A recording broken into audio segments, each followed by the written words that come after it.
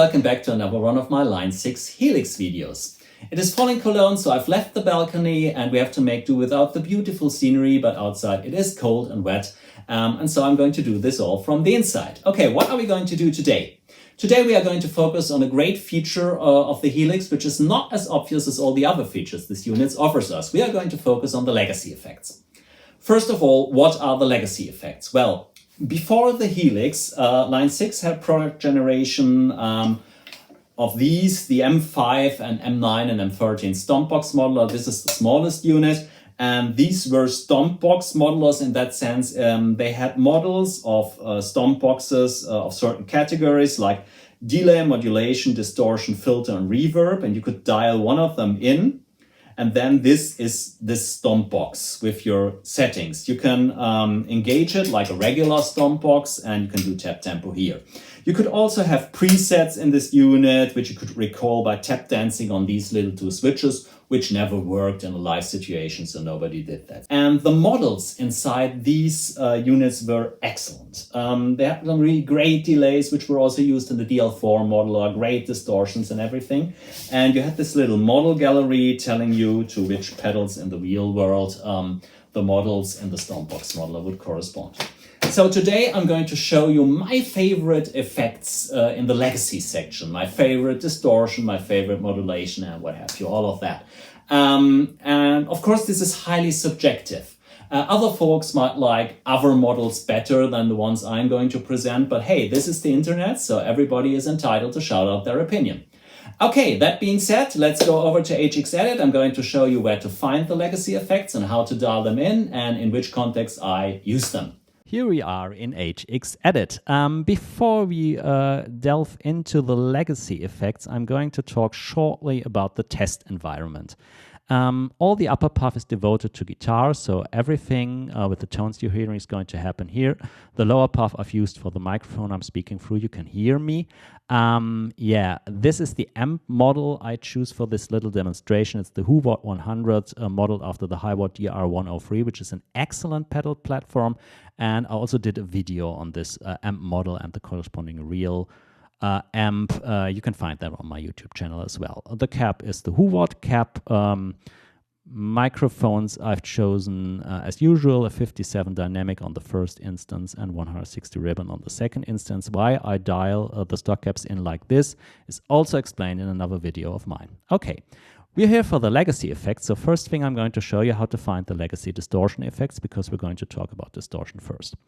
You go to distortion, and then all the Helix distortion models pop up, and here you can choose mono, stereo, or legacy. You go for legacy, and there you have them, the legacy distortion models. Some of these are grayed out, not because they're principally unavailable on the Helix, but I've used up a lot of DSP by all these blocks I've already dialed in on the upper path, so I'm limited, of course. If you try to recreate all of this on your system and you use both paths because you don't need a microphone to speak to people, you can use all of these effects. They don't use up that much DSP. My favorite legacy distortion is the L6 drive. I'm going to call that here. And first of all, I've altered the user settings. I don't think it comes up with usable settings. I've dialed everything back. I've dialed the drive back, the mids back, and the treble back. Bass and output I left almost at half. And then it becomes a very, very usable fuzzbox. It was modeled after a real-world fuzzbox, the Color Tone Bender, which was a famous fuzzbox in the early 70s. Many notable users. First of all, Steve Hackett by Genesis used it to record his famous solos like Dancing with the Moon at Night or Firth or Forth. First of all, a little bit of rock and roll riffing through it.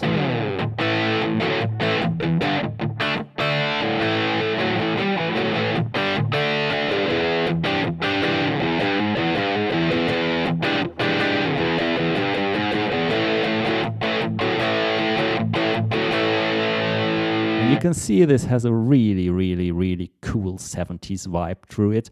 Really cool fuzzbox. You can do lots of stuff with it. And it has a very, very, very sensitive tone stake. You see, if you dial up the treble.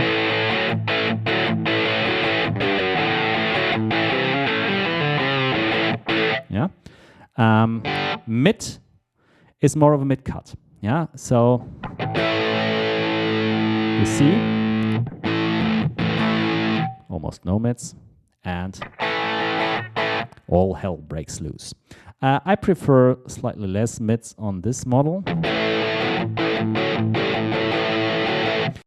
And this is a very, very, very cool distortion pedal. Okay, so we're turning that off, back to clean, back to our high bar tone. Next thing I'm going to show you is modulation. Modulation I've got here after the amp, after the cap, after everything. Why did I do this? Because my favorite modulation effect in the legacy section of the Line6 Helix is a model which was done after a rack unit, the Roland Dimension D chorus. That was a very, very expensive piece of studio equipment in the early 80s. You can hear it, for example, on the David Bowie Let's Dance album. Stevie Ray Vaughan used it on that album for his lead tones to, well, put them into the mix, to give them direction. And that's what the Dimension chorus does. It's not a traditional chorus. If I turn it on, you see the controls. You've got switch 1, switch 2, switch 3, switch 4, which were all settings which were factory defined. You couldn't alter them. You could choose one or several of them at the same time and then use them. I always go for switch 2 on, all the others off, and you get like a stereo shimmering direction thingy out of it. I'm going for neck pickup.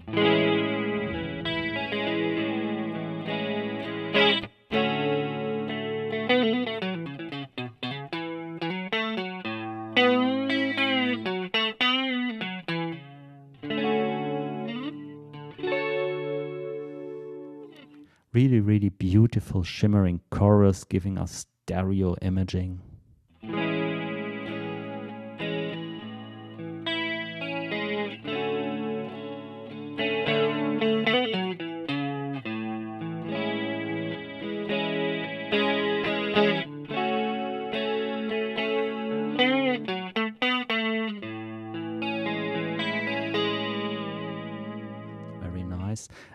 They intensify if you go further down the switches, like switch 4, which is the heaviest chorus effect, sounds like that.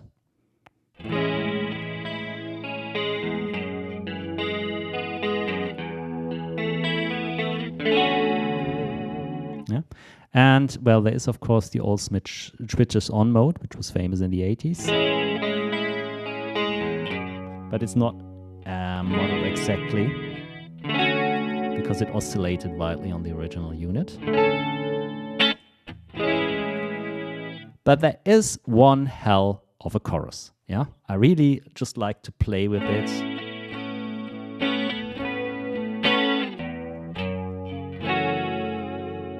It's very subtle, yeah, and it just gives your guitar direction and stereo imaging in the mix, which is really cool. So this is my favorite modulation effect in the legacy section. Next thing I want to show is my favorite delay, and there is sort of a history between me and that delay. It's the sweep echo, and what the sweep echo does is it takes the echo and puts filter on them, and the filter, the frequency of the filter is modulated over time, and this gives a very special echo effect. And actually I stumbled on it in the Pod X3, which also had a similar echo. Or was it the same? I can't remember. When I recorded the third Inversion album, and the sound on the track Night Out really relies heavily on that delay. If I turn that on and I put tempo to 140, which was the original tempo of the track, I can play some riffs out of it.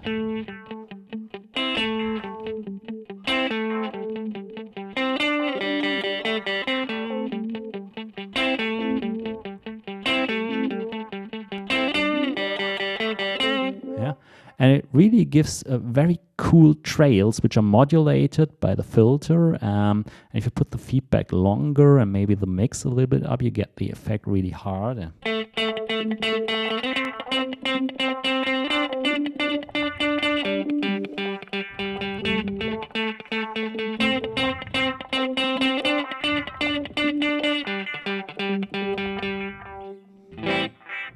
you can hear hear the filter. And this is a very cool echo effect, and you can really have rhythmic textures with it. Yeah, so this is my favorite legacy echo. Leaves us with my favorite legacy filter, which is the Seeker, and it does some really cool things. If you sync it, maybe we go for a slower beat, like say 90 beats per minute. And I've note synced it to 116, and there's no really way of describing what this crazy thing does. It sounds like that.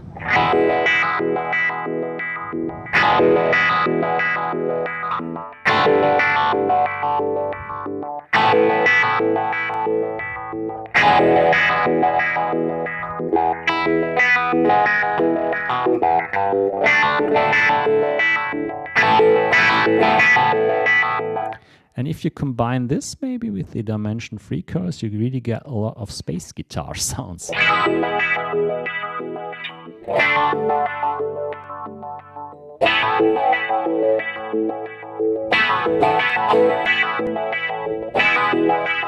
And it's almost like a sequencer. Really cool stuff here. And yeah, this is a really space guitar of the best. You can control it like this. Here you have the note sync. So the pulse is 16 notes and 90 BPM at the moment.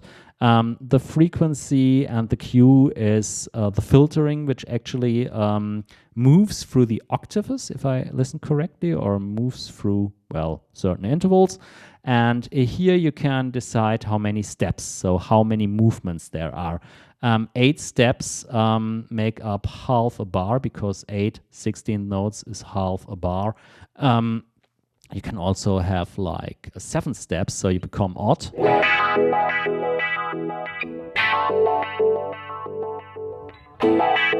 Now you see that it's shifted through the beat, and that also makes very cool effects.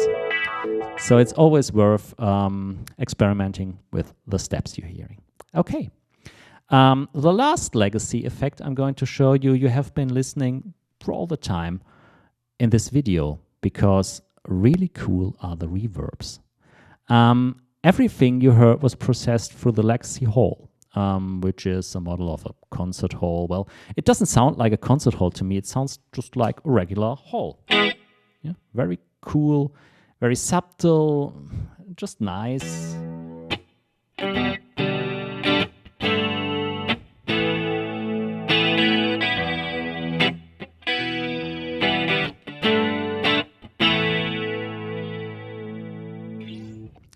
And my voice, now something happens on the lower path, was processed also by a legacy reverb, the room. Very cool model of a room. The legacy section is something to explore, people. So, well, be creative. Just see what filters you found. There's some really crazy stuff going on there. Really cool distortion effects. Check out the fuzz boxes. They're excellent. And check out the reverbs. You will like them. You will put them into your Helix presets. Have fun experimenting. So these were my favorite legacy effects on the Line6 Helix. If you've liked the video, drop me a like. Maybe you want to subscribe my channel. I'd be very grateful if you did so, and have fun playing guitar meanwhile.